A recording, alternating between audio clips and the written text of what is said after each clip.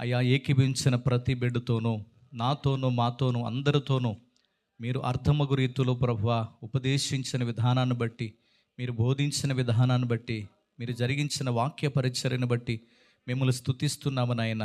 వచ్చిన ప్రజలను బట్టి మిమ్మల్ని స్తుతిస్తున్నాం, పాడిన పాటలను బట్టి మిమ్మల్ని స్తుతిస్తున్నాం, సాక్ష్యం ఇచ్చిన బిడ్డలను బట్టి మిమ్మల్ని స్తుతిస్తున్నాం, ఏకీభవించిన బిడ్డలను బట్టి మిమ్మల్ని స్తుతిస్తున్నాం.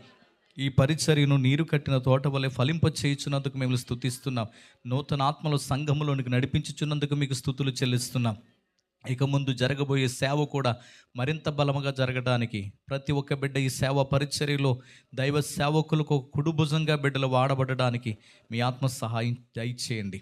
విన్న వాక్యం ఎవరి హృదయాల్లోంచి సాతానుడు ఎత్తుకుపోకుండా 30 దంతులు 60 దంతులు 100 వారి హృదయాల్లో వాక్యం ఫలించడానికి సహాయం చేయండి ప్రభువా. ఇది మిక్కిలి అనుకూలమైన సమయం మీ పని చేయడానికి కృప చూపించమని ప్రార్థిస్తున్నాం. బిడ్డలు ఇచ్చిన కానుకలు మీ సేవార్థమే వాడుకోండి. అయ్యా దైవజనులు అయ్యగారమ్మ గారిని దీవించండి, వారికి మంచి ఆరోగ్యాలు దయచేయండి, మరింత అభిషేకంతో మీ సేవలో వాడుకోండి, వారి కుటుంబాన్ని బిడ్డలను దీవించండి ప్రభువా. అయ్యా నీకు స్తోత్ర.